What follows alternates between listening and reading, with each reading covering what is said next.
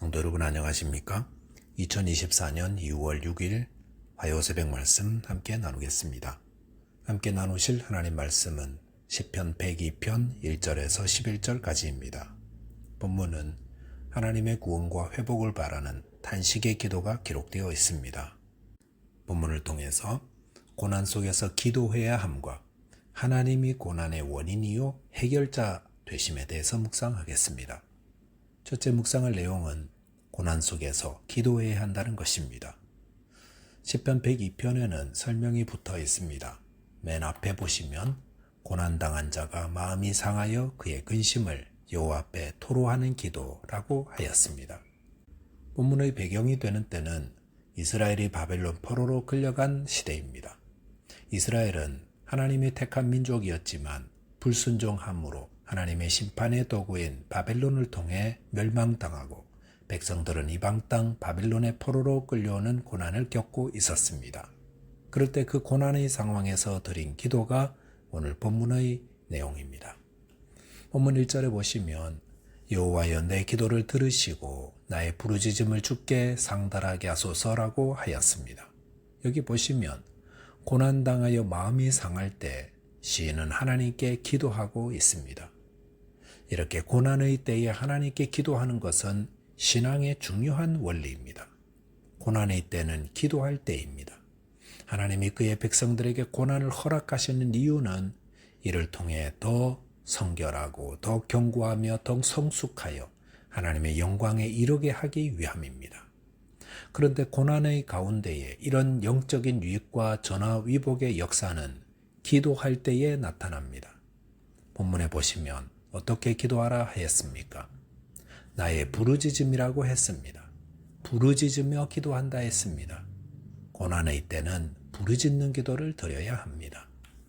예수님의 말씀을 듣고 물 위로 걷던 베드로가 바람을 보고 두려워하여 다시 물에 빠져 들어갈 때에 어떻게 했습니까?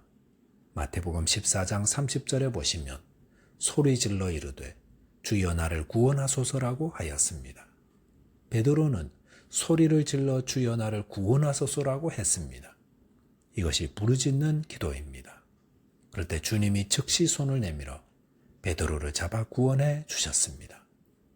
사무엘의 모친 한나는 그의 적수인 브닛나로 인해 심히 격분케 되어 괴로움을 당하여 음식을 먹을 수 없었습니다. 그럴 때 한나는 성전에 가서 기도했습니다. 그런데 어떻게 기도했습니까? 소리내어 기도하지는 않았지만 엘리 제사장이 옆에서 볼 때에 술 취한 여자처럼 보일 정도로 간절히 부르짖는 기도를 드렸습니다. 부르짖는 기도를 드릴 때는 자신이 어떻게 보이는지는 신경 쓰지 않습니다. 대신에 오직 한 분 기도를 들으시는 하나님께만 집중합니다. 그리고 그렇게 간절한 기도를 들으신 하나님이 사무엘이 태어나도록 응답하셨습니다. 예레미야 33장 3절에 보시면 너는 내게 부르짖으라 내가 네게 응답하겠고 네가 알지 못하는 크고 은밀한 일을 내게 보이리라 하셨습니다. 여기서도 하나님은 부르짖으며 기도하라 하십니다.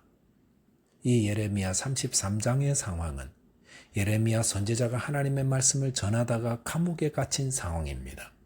하나님의 말씀을 전하는데도 왕이나 신하들은 그 말을 듣지 않았던 것입니다. 그럴 때 하나님은 예레미야에게 너는 내게 부르짖으라 말씀하십니다. 세상이 나를 외면하고 다 등 돌려버린 그런 상황에서 너는 하나님께 기도하라. 기도하되 부르짖으며 기도하라 하십니다. 그러면 하나님이 응답하신다 하십니다. 이 땅에 고난 없는 인생은 없습니다. 모든 사람은 다 무거운 짐을 지고 가라고 살아가는 고난의 삶을 살고 있습니다. 겉으로는 문제가 없어 보여도 한꺼풀 벗기고 들어보면 다 문제가 있습니다. 그 고난이 얼마나 아픈지 오늘 본문 2절에 보시면 나의 괴로운 날에라고 하였고 3절에서는 내 날이 연기같이 소멸하며 내 뼈가 숯같이 탔다고 했습니다. 4절에서는 음식 먹기도 잊었다 했고 마음이 시들어 말라버렸다 했습니다. 이렇게 모든 것이 다 무너지고 삶의 의미가 없을 때, 그래서 몸도 마음도 다 지치고 무너져 버렸을 때 성도는 기도해야 합니다. 예수님은 수고하고 무거운 짐진 자들아 다 내게로 오라 내가 너희를 쉬게 하리라 하셨습니다. 저와 여러분에게 어떤 무거운 고난이 있든지 하나님께 나아가 간절히 기도하여 하나님의 응답을 받게 되시기 바라겠습니다. 둘째로 묵상할 내용은 하나님이 고난의 원인이요 해결자라는 것입니다.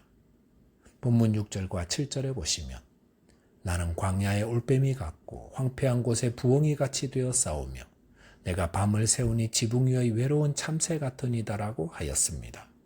여기 나오는 올빼미, 부엉이, 참새는 모두 외로운 존재를 상징합니다. 고난은 외로움을 동반합니다.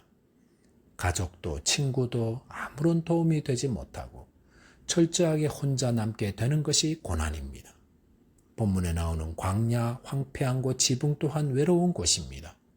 고난을 당하면 모든 것이 낯설어지고 철저히 혼자만 남는 것이 고난의 상황입니다. 본문은 바벨론 포로 때에 이스라엘 백성들이 처한 상황이지만 다윗이 고난받을 때도 꼭 이와 같았습니다. 다윗이 골리앗을 물리치고 나라를 구하자 사울 왕은 그를 시기하여 다윗은 쫓기는 신세로 전락하였습니다. 그래서 다윗은 사람들이 살지 않는 광야 황폐한 곳으로 도망 다니는 자가 되고 외로운 자가 되어버렸습니다. 그러면서 그 전에 다윗을 칭찬하던 자들도 사울의 비위를 맞추려고 다윗을 욕하고 저주하여 졸지에 다윗은 공공의 적이 되고 말았습니다. 본문 8절을 보시면 내 원수들이 종일 나를 비방하며 내게 대항하여 미칠 듯이 날뛰는 자들이 나를 가리켜 맹세하나이다라고 하였습니다. 여기 보시면 고난의 때는 나를 비방하고 대항하는 자들로 인해서 고통을 받게 됨을 알 수 있습니다. 나를 가리켜 맹세한다는 것은 원수들이 누구를 저주할 때 나를 표본으로 삼는다는 것입니다. 얼마나 비참하게 굴러떨어졌으면 원수들이 저주할 때 나를 기준으로 삼겠습니까? 본문 9절에 보시면 나는 죄를 양식같이 먹으며 나는 눈물 섞인 물을 마셨나이다라고 했습니다. 이것은 고난의 때에 수치를 당하여 슬퍼하고 있음을 말합니다.